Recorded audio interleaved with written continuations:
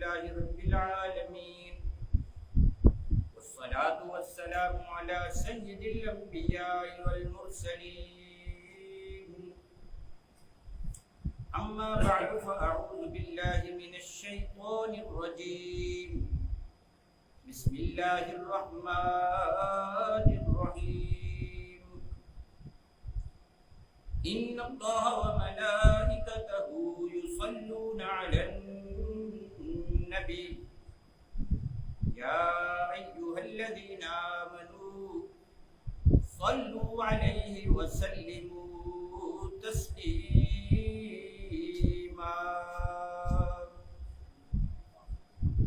الصلاة والسلام عليك يا رسول الله وعلى آلك وأصحابك يا حبيب الله.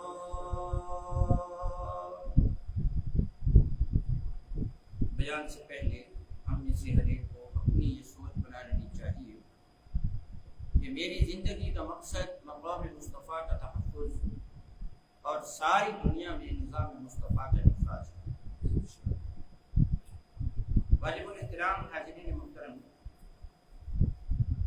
یہ شوال المکرم کا مہینہ ہے. اس مہینے کی 15 تاریخ یعنی 15 شوال المکرم کو غزوہ احد پیش آیا تھا اور اس میں سید الشہداء عم رسول اسد اللہ اسد الرسول فاعل الخیرات کاشف الکرب غسیل الملائکہ حضرت سیدنا امیر حمزہ رضی اللہ تعالیٰ آج کی شہادت. اس لیے دنیا بھر کے عاشقان رسول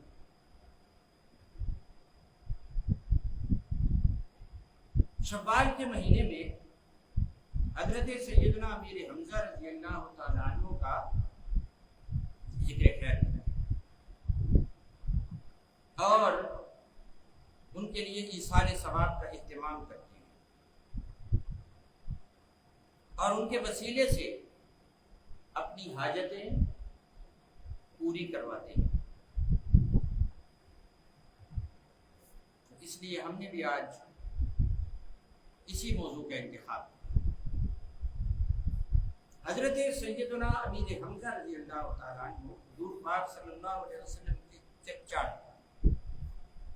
حضرت عبد المطلب کے بیٹے ہیں، حضرت عبداللہ کے بھائی ہیں. حضور کے بارے میں کہنا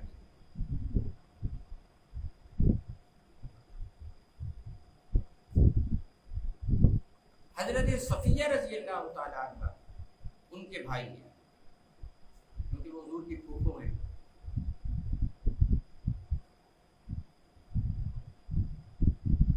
حضرت امیر حمزہ رضی اللہ تعالیٰ عنہ بعثت کے دوسرے سال مسلمان ہوتے. حضور علیہ السلام نے 40 سال کی عمر مبارک میں اعلان نبوت فرمایا. ایک سال گزرنے کے بعد دوسرے سال میں آپ نے کلمہ پڑھا، مسلمان. شروع کے جو 30-40 افراد مسلمان ہوئے تھے، کیونکہ شروع کے 40 افراد کا بڑا مقام ہے. شروع کے 40 افراد جو مسلمان ہوئے ان کا مقام بہت بلند ہے. ان میں حضرت امیر حمزہ رضی اللہ تعالیٰ عنہ کا نام. حضرت امیر حمزہ رضی اللہ تعالیٰ عنہ نہایت خوبصورت شخصیت تھے اور بڑی پرکشش شخصیت تھے. بڑے خاندان کے تھے. حضور کا خاندان کائنات کا دنیا کا سب سے بڑا خاندان ہے. اس خاندان کے فرد تھے. حضور علیہ السلام کے چچا ہیں. آپ تیر اندازی کا شوق رکھتے تھے، شمشیر زنی کا شوق رکھتے تھے آپ شکار کو جاتے تھے، خوش لباس تھے، خوش مزاج تھے، خوش طبع تھے، با اخلاق تھے، بلند اخلاق و کردار کے مالک تھے۔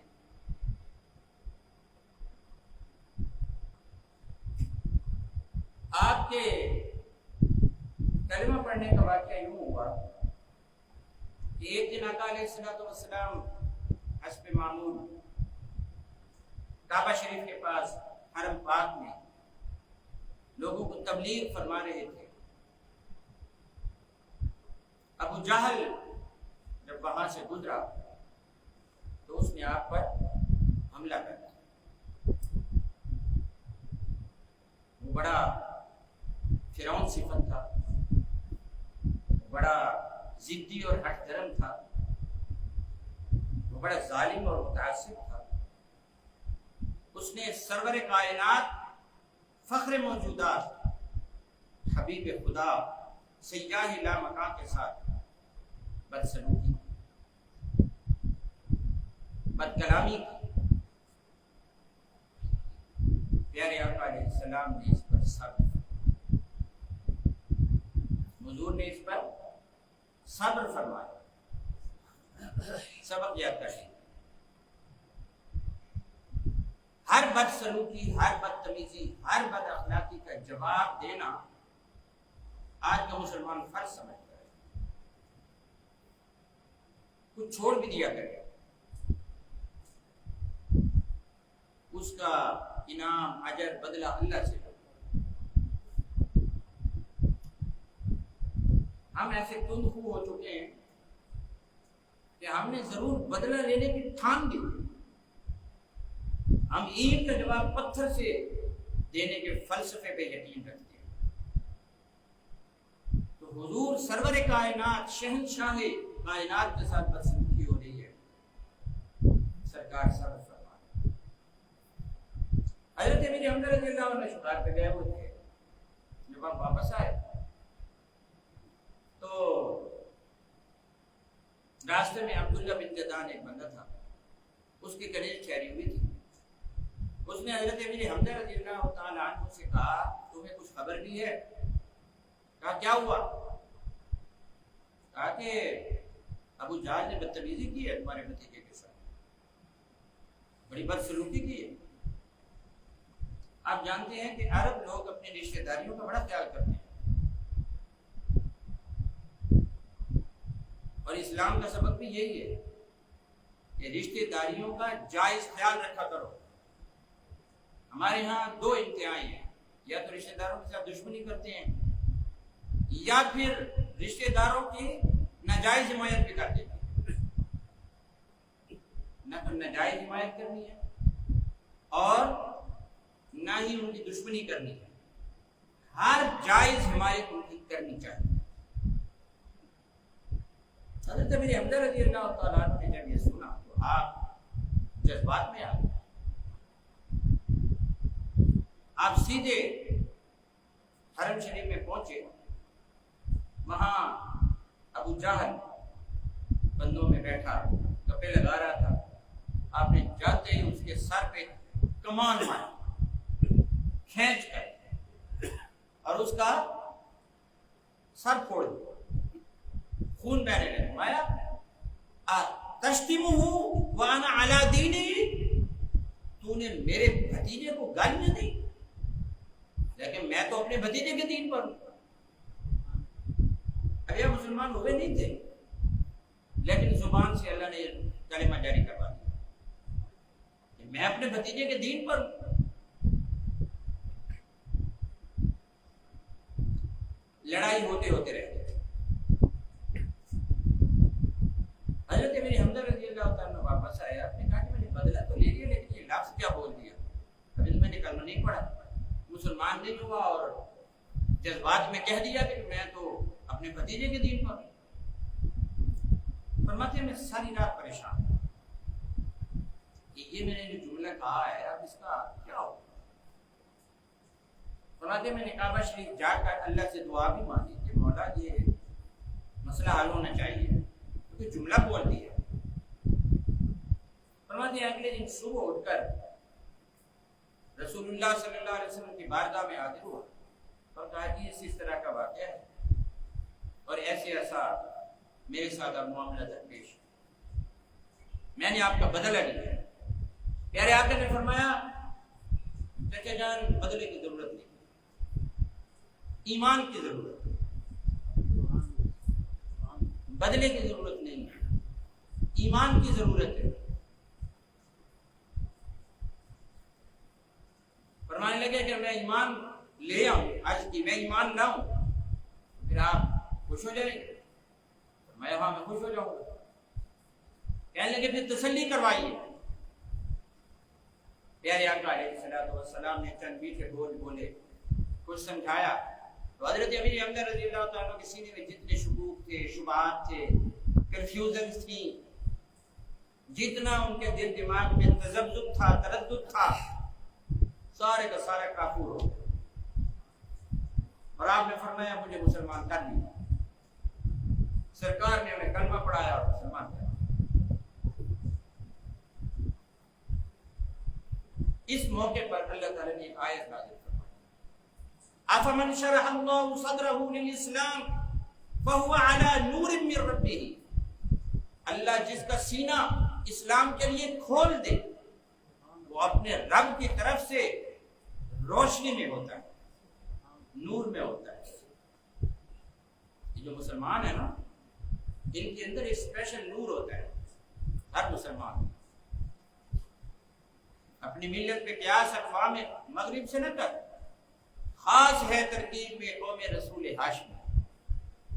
ہم کوئی غیر مسلموں جیسے نہیں ہیں، انوکھی وجہ ہے، سارے جہاں سے نرالے. یہ عاشق کون سے بستی کے عرب رہنے والے ہیں؟ ہم تو نوری مخلوق ہیں.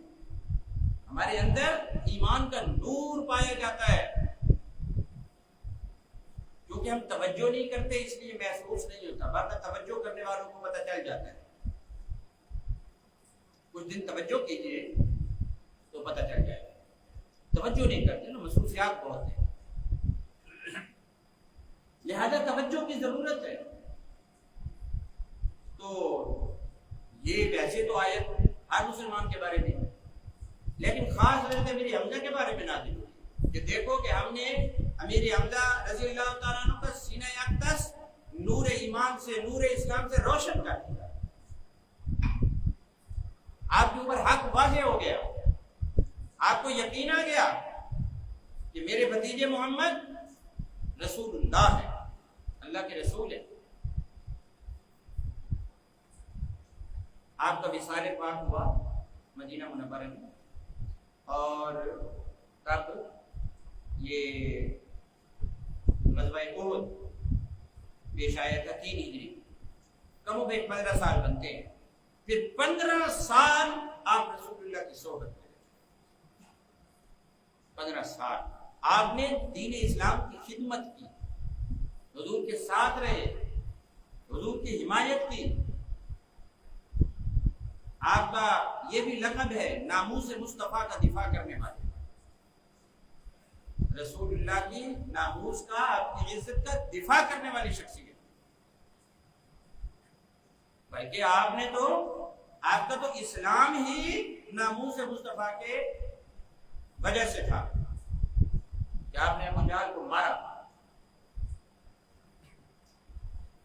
حضور کے ناموس کا دفاع کیا. آج بھی حضور کی ناموس کے لیے اسی طرح لڑنا فرض ہے جیسے حضرت امیر حمزہ لڑے تھے اور لڑتے رہے. یہ ہر مسلمان کا فرض ہے کہ حضور کی عزت پہ آنچ نہ آنے دے، حضور کی ذات اقدس پہ کوئی حرف نہ آنے دے. حضور اقدس کی ذات پاک کے حوالے سے کسی قسم کی معمولی سی بے ادبی بھی برداشت نہ کرے.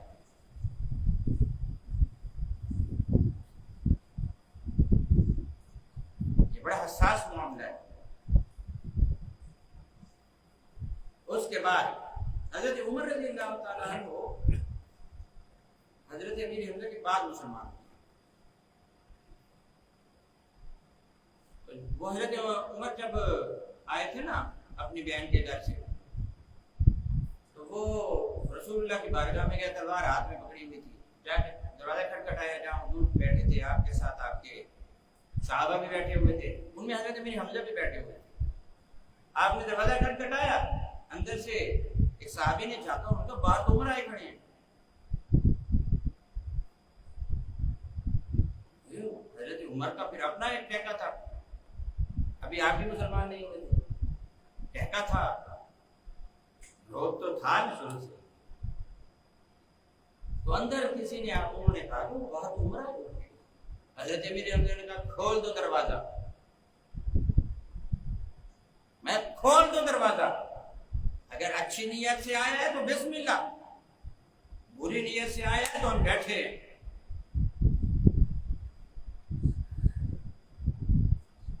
بری نیت سے آیا تو ہم بیٹھے ہیں۔ دروازہ کھول کے حضرت عمر آئے حضور کے پاس، کہا حضور مجھے بھی کلمہ پڑھا، مجھے بھی کلمہ پڑھا۔ آپ متمم الاربعین ہیں، 40 کا عدد آپ نے پورا کیا۔ بس پھر تو امیر حمزہ کی پاور بھی مسلمانوں کے حصے میں، اور حضرت عمر کی پاور بھی مسلمانوں کے حصے میں۔ جیسے جیسے اس طرح کے بندے مسلمان ہوتے تھے تو وہاں کے جتنے بھی دین دشمن لوگ تھے ان کی حالت خراب ہو جاتی تھی۔ وہی اتنی پاور بڑھ رہی تھی، طاقت بڑھ رہی تھی، اسلام شان و شوکت میں اضافہ ہو رہا، قوت بڑھ رہی تھی۔ ایک مرتبہ حضرت امیر حمزہ رضی اللہ عنہ چچا تھے حضور کی اہل بیت میں سے، تو حضور پاک صلی اللہ علیہ وسلم سے عرض کرنے لگے مجھے جبریل، میں نے جبریل دیکھا۔ حضور نے فرمایا کہ آپ نہیں دیکھ سکتے، آپ جبریل کو نہیں دیکھ سکتے۔ انہوں نے کہا نہیں میں نے دیکھنا ہے۔ عرض کی میں نے دیکھنا ہے، فرمایا اچھا چلو دکھاتے ہیں۔ حضرت سیدنا جبریل علیہ السلام، یہ حرم شریف کی بات ہے، حرم مکہ، حضور علیہ السلام کے ساتھ امیر حمزہ بیٹھے ہوئے تھے، حضرت جبریل علیہ السلام اترے کعبہ شریف کے قریب۔ جب آپ اترے نا تو حضور علیہ السلام نے حجابات ہٹائے، فرمایا دیکھیے، حضرت امیر حمزہ حضرت جبریل علیہ السلام کے صرف پاؤں مبارک تھے، بڑی حسین و جمیل، سبز رنگ، زمردی رنگ۔ ادھر دیکھا، پاؤں دیکھتے ہی بے خودی کی کیفیت آ گئی، بے خود ہو گئے، ایک کیفیت تاری ہو گئی، واجب تاری ہو گیا، ہوش سے بیگانہ ہو گیا۔ یہ بھی جبریل ہے، فرشتوں کا سردار ہے، کیفیت تو بنتی ہے۔ خود رسول اللہ صلی اللہ علیہ وسلم پر جب جبریل آتے تھے اور وہی پیش کرتے تھے تو حضور کے پیشانی مبارک پہ پسینے مبارک کے قطرے نمودار ہو جاتے تھے۔ جبریل کوئی معمولی چیز تو نہیں، بہت بڑی پاور ہے، اللہ کے خاص فرشتے۔ یہ مقام حضرت امیر حمزہ کو حاصل ہے کہ، اور انہوں نے کہا کہ میں نے حضرت امیر حمزہ کو ان کی اصلی شکل میں دیکھنا ہے، تو حضور نے انہیں اصلی شکل میں دیکھا ہے۔ ایسے تو حضرت جبریل علیہ السلام کبھی انسانی شکل میں بھی آتے ہیں، مجھے آپ اصلی شکل میں، یہ آپ کا بہت بڑا اعزاز ہے۔ حضرت سیدنا امیر حمزہ رضی اللہ عنہ بڑے بہادر تھے، بہت نڈر تھے۔ اب جتنا عرصہ پیارے آقا علیہ السلام مکہ مکرمہ میں رہے اعلان نبوت کے بعد، تو جب سے آپ مسلمان ہوئے ہمیشہ حضور کے ساتھ کھڑے۔ یہ آج جو دنیا بھر کے کئی ارب مسلمان ہیں، ان کے اوپر احسان ہے رسول اللہ کا اور ان لوگوں کا، آل کا بھی اور اصحاب کا بھی، جنہوں نے کلمہ پڑھا، اور اس وقت جبکہ ابھی اسلام ابتدا میں تھا، تو 1400 سال ہو گئے ہیں، اس وقت انہوں نے حضور کے ساتھ کھڑے ہو کر اسلام کا دفاع کیا، اور اس وقت اسلام کا دفاع مشکل ترین تھا۔ ہم تو پیدائشی مسلمان ہیں، اما ابا نے بچپن سے ہی پڑھا دیا لا الہ الا اللہ محمد رسول اللہ، तोहफा मुफ्त में मिल गया, इसलिए कदर भी नहीं है। वो हजरात तो वहां पर जब मुसलमान होते थे तो फिर इब्तिलाओं, मुसीबतों, आफतों और परेशानियों को दावत देते थे कि आ जाओ, वो कुर्बानियां देते थे। हज़रत सैयदना अमीर हमजा रज़ियल्लाहु अन्हु का नाम हुजूर को बड़ा पसंद है। ये अमीर हमजा, आपका नाम है हज़रत हमजा, अमीर वैसे साथ लगा नाम हमजा है। तो हज़रत हमजा रज़ियल्लाहु ताला अन्हु का जो नाम है हुजूर को बड़ा पसंद था। एक बंदा आया हुजूर के पास अपने बच्चे को लेकर, कहने लगे जी मैंने अपने बच्चे का नाम पूछने लगे, मैंने बच्चे का नाम रखा। प्यारे आका अलैहि सलाम ने इरशाद फरमाया सम्मिही बिअहब्बिल अस्माई इलैया हमजा, फरमाया जो नाम मुझे सबसे ज्यादा पसंद है ना, प्यारा लगता है, वो है हमजा। तुम अपने बेटे का नाम हमजा रखो। सिर्फ हजरत और हुजूर अलैहि सलाम ने ऐलान फरमाया, प्यारे आका ने फरमाया कि मेरे चचा मेरे महबूब है, सारी कायनात मुस्तफा करीम से मोहब्बत करती है, रब्बे कायनात मुस्तफा करीम से मोहब्बत करता है, हुजूर जिनसे मोहब्बत करते हैं उनमें हजरत मेरे हमजा भी शामिल है। जिससे हुजूर प्यार करें उससे हमें प्यार करना फर्ज हो गया। नबी का कलमा पढ़ा है, जिससे आप प्यार करते हैं उनसे हमें भी प्यार करना होगा, जिससे आप मोहब्बत करते हैं उनसे हमें मोहब्बत करनी होगी। इसलिए हजरत मेरे हमजा सरकार की मोहब्बत और आपका प्यार हमारे ईमान का हिस्सा है।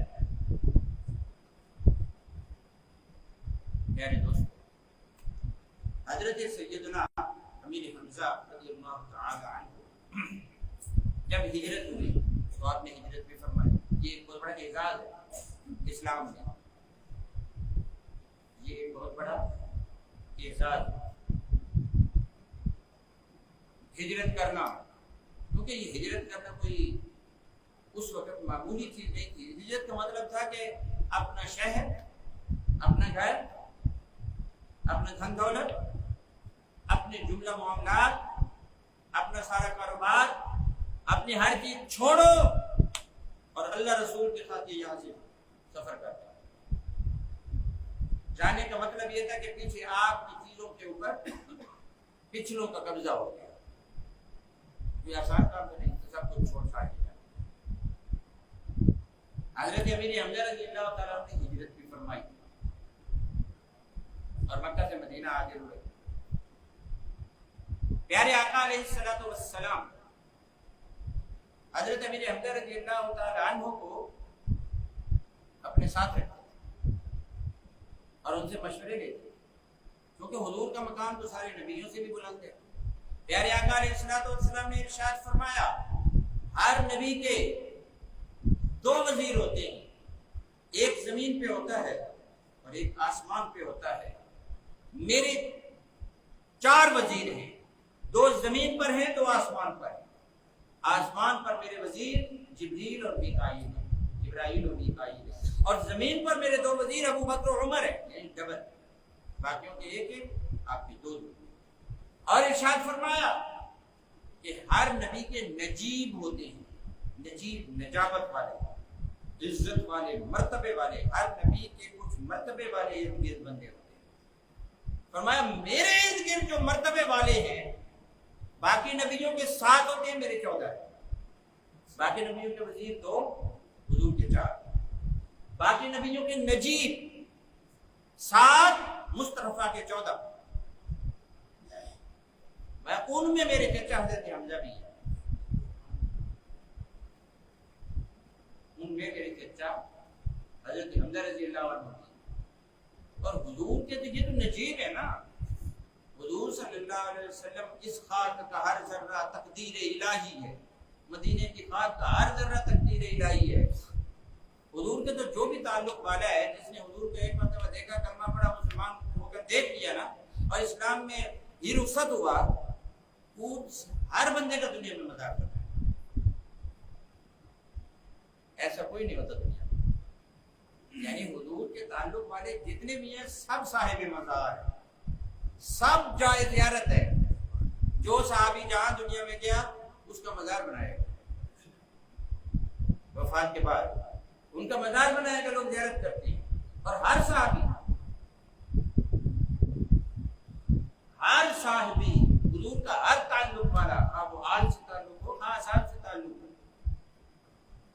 سب کے حضرت بلال کا مزار ہے، حضرت بلال کا بھی مزار ہے، حضرت میری معاویہ رضی اللہ عنہ کا مزار ہے، حضرت ابو ایوب انصاری کا ترکی میں مزار ہے۔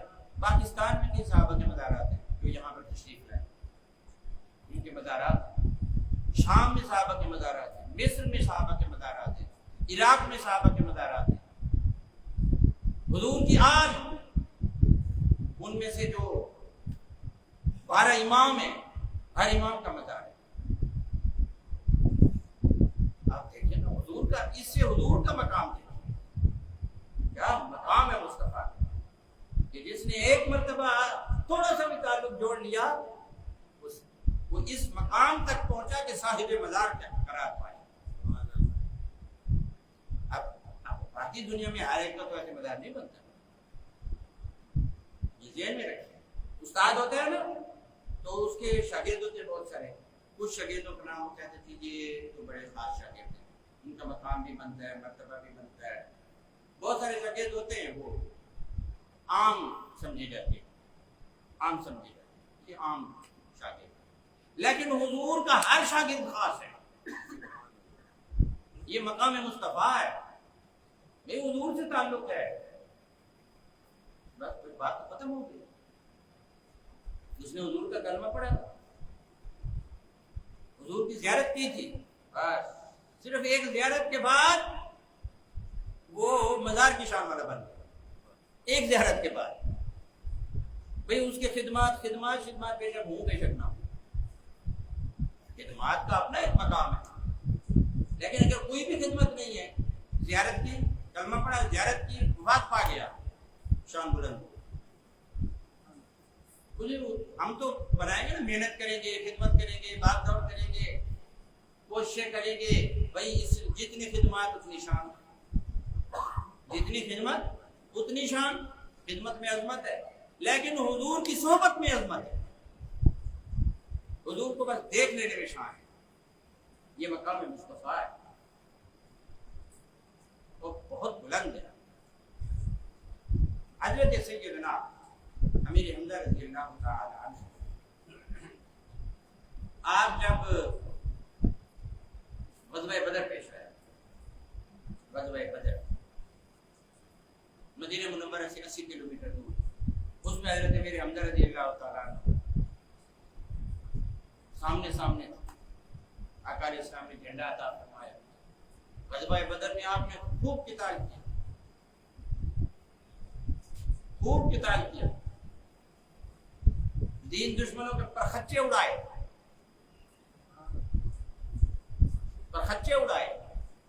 اور آپ کی ایک نشانی تھی کہ آپ امامہ شریف دستار باندھتے تھے نا، اس دستار کے اوپر نا ایک شتر مرغ کا پر بڑا سارا وہ لگا لیتا، شتر مرغ کا پر، وہ بڑے حسین و جمیل لگتے تھے، یہ بھی حسین و جمیل۔ پھر حضور کا تعلق، پھر آپ کی ماشاءاللہ جو اللہ تعالیٰ نے آپ کو رتبے عطا فرمائے تھے، وہ علیحدہ سے ظاہری شکل و صورت، بہادری، حسن و جمال، نڈر، مختلف طرح کی مختلف آپ کے پاس جو شمشیر زنی، تلوار زنی، نیزہ زنی، تیر اندازی، سب میں مہارتیں، یعنی آپ بڑی قابل شخصیت تھے، بڑی لاجواب شخصیت تھی۔ پھر حضور صلی اللہ علیہ وسلم کے تو بڑے خاص تھے، حضور کے محبوب تھے، لہذا اب بدر میں فتح ہوئی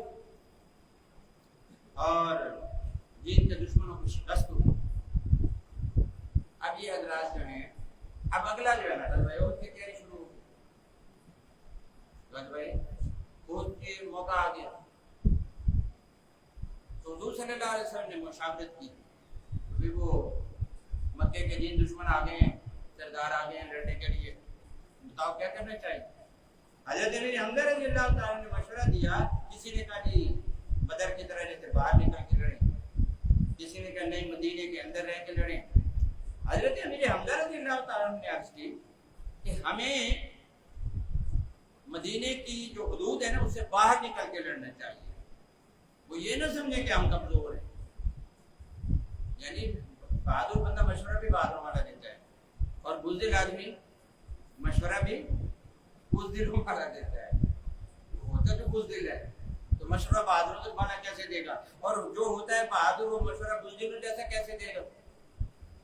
اب باہر چل کے لڑتے ہیں. اسی شوال کی 15 تاریخ کو واقعہ ہے. تو حضور علیہ السلام نے اپنی چچا جان کی بات کو مانی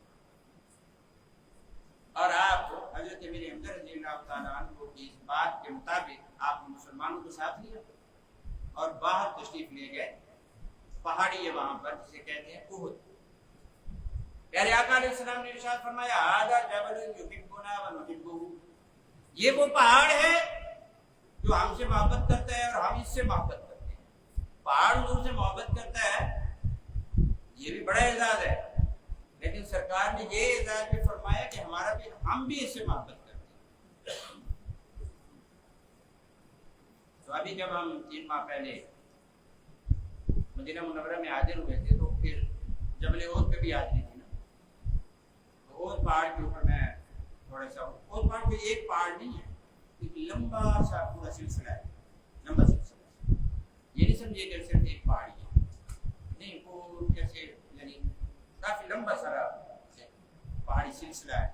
اس سارے کو جبل احد کہتے ہیں. تو میں پھر جبل احد پہ چلا گیا, تھوڑی سی مٹی بھی چکھی. میں نے کہا بابا, پھر اس سے میں نے کہا کہ تو بھی حضور سے محبت کرتا ہے, ہم بھی حضور سے محبت کرتے ہیں, ہم دونوں پیر بھائی ہیں. میں نے پہاڑ سے کہا بہت پہاڑ میں تو بھی حضور سے پیار کرتا ہے, ہم بھی حضور سے پیار کرتے ہیں, لہٰذا ہم تو پیر بھائی ہو گئے, ہم اکٹھے ہو گئے. تو جبل احد کے ساتھ میں نے تھوڑی سی جو ہے نا گپ شپ لگا, ٹھیک ہے, اس کے ساتھ تھوڑا سا فرینک ہوا. تو پیارے دوستو, اسی احد کے دامن میں غزوہ احد پیش ہے. غزوہ احد کا پورا قصہ ہے, واقعہ ہے, لمبا چوڑا. اس وقت اس موضوع پہ گفتگو کرنے کی وقت نہیں ہے, وقت کے دامن میں گنجائش نہیں. تو حضرت امیر حمزہ رضی اللہ تعالیٰ عنہ بھی یہاں پر شیر کی طرح لڑتے پھر رہے. آپ گھوڑے پہ سوار اور ادھر سے ادھر بھاگتے ہیں, ادھر سے ادھر بھاگتے ہیں, تین دشمنوں کی صفیں الٹ کے رکھ دیتے ہیں. پیارے آقا علیہ الصلوۃ والسلام نے غزوہ احد سے پہلے ایک خواب دیکھا تھا. آپ نے ارشاد فرمایا میں نے خواب دیکھا کہ ایک گائے ذبح کی گئی, گائے, اور میں نے دیکھا ہے کہ میری جو تلوار ہے اس کے اندر دندانے پڑے ہوئے, دندے پڑے ہوئے. صحابہ کرام نے کہا اس کی کیا تعبیر؟ فرمایا ایک تو اس میں میرے ساتھی شہید, اس میں میرے ساتھی شہید ہوں گے, 70 کے قریب مسلمان شہید ہوں گے. اور دوسرا فرمایا جو تلوار میں دندے پڑے ہوئے ہیں نا, یہ میری اہل بیت کا کوئی فرض ہے, میری اہل بیت کا کوئی فرض ہے. حضرت امیر حمزہ رضی اللہ تعالیٰ عنہ تو ماشاءاللہ پھر شیر کی طرح لڑتے پھر رہے تھے. سر میں آپ نے شتر مور کا پار لگایا ہوا ہے, بڑا خوبصورت. تو اس موقع پر ایک جو تھا وحشی ایک شخص تھا جو کہ بعد میں مسلمان ہو گئے, اب وہ حضرت وحشی انہیں تیار کیا گیا کہ کسی طرح حضرت امیر حمزہ کو شہید کرنا ہے. اس کو کہیں موقع مل گیا, حضرت امیر حمزہ کسی پہ چپٹے تو چپٹتے ہوئے آپ ذرا نیچے گر گئے, تو زیرہ جو تھے نا جہاں سے پیٹ سے وہ تھوڑی سی ہٹ گئی اور پیٹ کھل گیا. اس وحشی کا نشانہ بڑا پختہ تھا, اس نے وہیں سے نشانہ بنایا اور وہ سیدھا حضرت امیر حمزہ رضی اللہ تعالیٰ کے پیٹ میں اور آپ وہیں شہید. اور پھر ہندا, یہ بھی بعد میں مسلمان ہو گئی تھی. اس وقت دین دشمنوں میں تھی. انہوں نے کان کاٹے حضرت میرے حمزہ کے، جگر نکالا، ناک مبارک کاٹا، اور اسے کہتے ہیں مسلح کرنا. عربی میں اس کو کہتے ہیں مسلح کرنا. مسلح کیا اور ان کو پرو کر اپنے گلے کا ہار بنایا. سرکار دو عالم صلی اللہ علیہ وسلم جب احد کا یہ جنگ ذرا تھمی، آپ نے ارشاد فرمایا میرے چچا کدھر ہے؟ ما فعل عمی، ہم میرے چچا کو حضور کو خواب بھی دیکھا تھا حضور نے، اندازہ تو تھا نہیں، اور میرے چچا کو ڈھونڈو. ڈھونڈتے ڈھونڈتے پتہ چلا کہ انہیں شہید کیا گیا ہے. حضور تشریف لائے، پھر حضور روئے، اتنا روئے اتنا روئے اتنا روئے. صحابہ کرام فرماتے ہیں کہ ہم نے سرکار کو زندگی میں کبھی اتنا روتا نہیں. یہ حضرت میرے حمزہ کے ساتھ محبت ہے. اور پھر آقا علیہ الصلوۃ والسلام نے حضرت سید وہاں پر جنازے پڑھائے. 70 جو کہ صحابہ شہید ہوئے تھے، ہر صحابی کے ساتھ جس صحابی کا بھی جنازہ پڑھاتے نا، ساتھ حضرت حمزہ کا بھی پڑھاتے. جس صحابی کا بھی جنازہ پڑھاتے ہیں ساتھ حضرت امیر حمزہ کا بھی پڑھاتے. تو اس طرح حضور علیہ الصلوۃ والسلام نے 70 بار حضرت امیر حمزہ کا جنازہ پڑھایا. 70 بار. اور یہ خصوصیت 1,24,000 انبیاء میں سے کہ صحابہ میں سے فقط حضرت امیر حمزہ کی ہے کہ آپ کا کسی نبی نے ہی نہیں، امام الانبیاء نے 70 بار جنازہ پڑھا. ہم بھی جب ہمارا ہوتا ہے نا جنازہ، کہتے ہیں یار کسی نیک آدمی سے جنازہ پڑھوا دینا، کسی نیک آدمی سے جنازہ پڑھوا دینا. نیک آدمی سے جنازہ پڑھوا دینا بھی بڑی سعادت ہے. اگر کوئی ولی غوث کو تو پڑھائے تو بھی سعادت ہے، اور نبی پڑھائے اس سے بڑی سعادت ہے. امام الانبیاء پڑھائے اور 70 بار پڑھائے.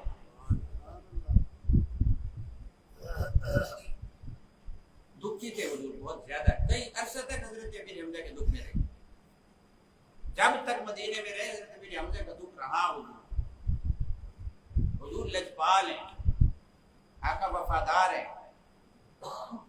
حضور کے ساتھ اتنا سا تعلق جوڑ لو تو حضور اتنا سارا فائدہ پہنچا دیتا. یہ بڑی کریم بارگاہ ہے، شہنشاہ کی بارگاہ ہے، بڑی سخی بارگاہ ہے. حضور اپنا کوئی بھی تعلق یہ نہیں ہے کہ ہم نے دنیا میں کسی سے ہم تعلق بناتے ہیں نا، کہتے ہیں نفع ہوگا، تعلق کا فائدہ ہوگا. یاد رکھو. مجھے ایک اسٹوڈنٹ کہنے لگا سر جی تعلقات کیسے بناتے ہیں؟ میں نے کہا کیا کرنا ہے تعلقات بنانے. بیٹا بھی پوچھ رہا تھا، وہ دیکھتے ہیں کہ ان صاحب کے تھوڑا بہت تعلق ہے، تو تعلقات کیسے بناتے ہیں؟ میں نے کہا کیا کرو گے تعلقات بنا؟ کہنے کا فائدہ ہوتا ہے، ہم دیکھ رہے ہیں. میں نے کہا سنو، میں تمہیں 2 تعلقات بتا دیتا ہوں، وہ بنا لو، سارے تعلق تمہارے ہو جائیں گے. ایک خدا سے تعلق بنا لو، دوسرا مصطفیٰ سے تعلق، سارے تعلق تمہارے. تعلقات بنانے ہیں نا. قرآن میں اللہ نے فرمایا وَيَوْمَ يَعَضُّ الظَّالِمُ عَلَىٰ يَدَيْهِ يَقُولُ يَا لَيْتَنِي اتَّخَذْتُ مَعَ الرَّسُولِ سَبِيلًا. قیامت کے دن ظالم انسان اپنی انگلیاں چبا ڈالے گا، ہائے کاش میں مصطفیٰ کے ساتھ تعلقات بنا لیتا. درود شریف پڑھا کریں، سرکار سے تعلقات بنائیں، درود شریف سے تعلقات بحال ہو جاتے ہیں. تعلقات بنائیں حضور سے، تو سارے تعلق آپ کے ہیں. تو خدا سے تعلق بنا لیا، مصطفیٰ سے بنا، کون سا تعلق پیچھے رہ گیا؟ بس یہی تعلق کافی ہے. بلکہ اس تعلق کے بعد بندے کو اور تعلق کی ضرورت محسوس نہیں ہوتی. سارے تعلق جو ہاتھ باندھ کے سامنے کھڑے. وہ ایک شیر نہیں، حضرت سفینہ حضور کے صحابی جنگل میں جا رہے ہیں، شیر آ گیا، آپ پیچھے رہ گئے قافلے سے، غرایا کھا جاؤں گا میں تمہیں. نے کہا تجھے پتہ نہیں ہے میں مصطفیٰ کریم محمد عربی کا کلمہ پڑھنے والا ہوں، ان کا صحابی ہوں. شیر جناب دم ہلاتا ہوا ساتھ آ کے کھڑا ہو گیا، اشارے کرتا میرے اوپر بیٹھ کے چھوڑا.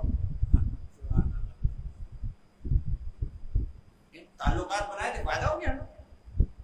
تعلقات حضور سے تعلق کا بڑا فائدہ ہوتا ہے. حضور سے تعلق کا سارے تعلقات باہر ہو گئے, ضرورت نہیں ہوگی پھر کسی تعلق. حضرت امیر حمزہ رضی اللہ تعالیٰ 70 بار جناب. پھر حضرت امیر حمزہ سے حضور کی محبت, شہدائے احد سے حضور کی محبت, پھر اس کے بعد جب تک حضور حیات رہے نا مدینہ منورہ میں, ہر سال آپ احد کے جتنے بھی شہداء ہیں ان کی زیارت ہو جاتی ہے. یہ باقاعدہ سنت مصطفیٰ ہے, زیارت کو جاتے تھے. حضرت امیر حمزہ کی بارگاہ, ان کے مزار پہ جاتے تھے, ان کی قبر انور پہ جاتے تھے. ان کے ساتھ حضرت عبداللہ بن جاش کا مزار ہے, وہاں جاتے تھے, باقاعدہ ہر سال جاتے تھے. یہ حضور کا معمول تھا. اور جب آخری سال آیا نا, حضور نے فرمایا, حالانکہ اب تو حضور کا کہاں سے کہاں جا پہنچا تھا, آخری وصال والے سال میں حضور صلی اللہ علیہ وسلم صحابہ کرام سے کہا چلو شہداء احد کے پاس چلتے ہیں. وہاں گئے اور شہداء احد کے پاس جا کر وہ قبروں میں تھے, وہاں کھڑے ہو کے ان کا جنازہ پڑھا.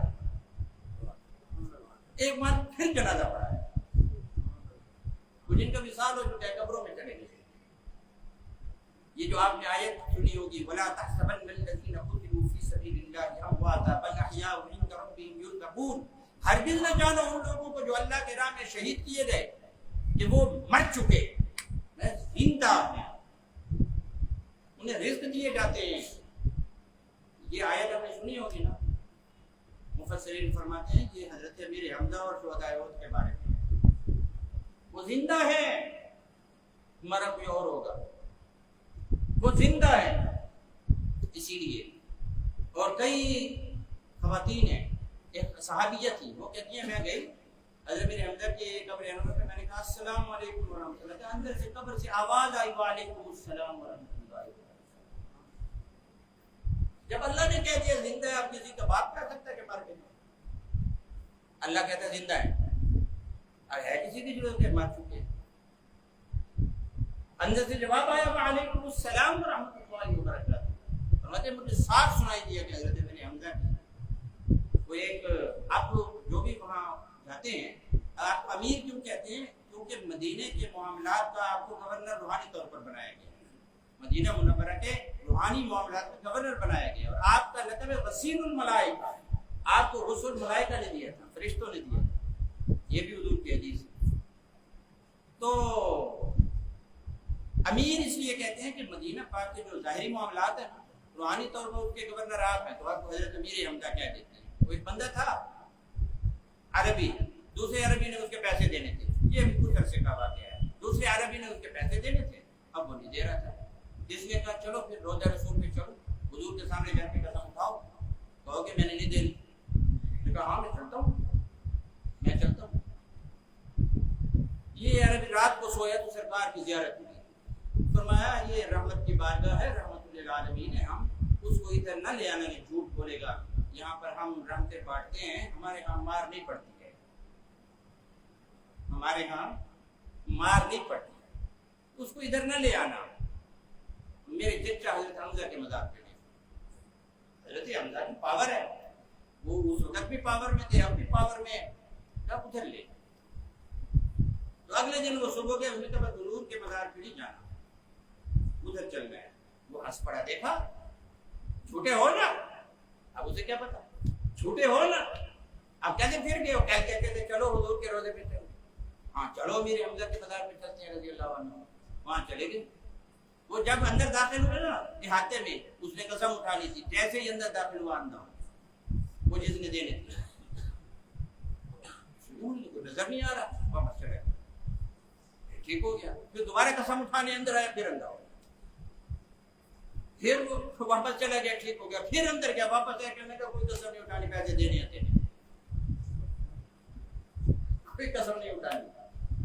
آج بھی آپ کا ایک لقب ہے دافع القرب, تکلیفیں دور کرنے والے. اپنے آپ کے جتنے مسئلے ہوں, جتنے کیس ہوں, جتنی پریشانیاں ہوں, آپ ایسا کریں 500 بار درود شریف پڑھیں, 500 بار درود شریف پڑھ کے حضور کی بارگاہ میں پیش کریں, حضرت امیر حمزہ کی بارگاہ میں پیش کریں, اور ان سے کہیں یہ مسئلہ ہے میرا حل کریں, انشاءاللہ حل ہو جائے گا.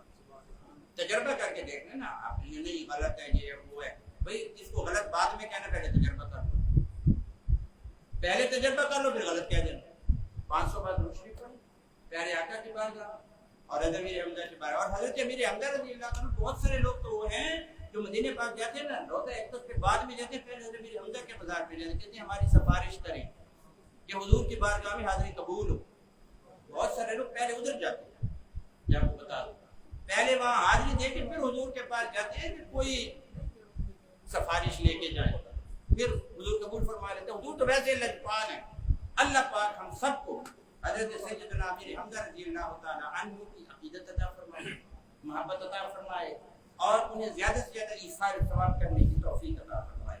وآخر دعوانا ان الحمد للہ رب العالمین.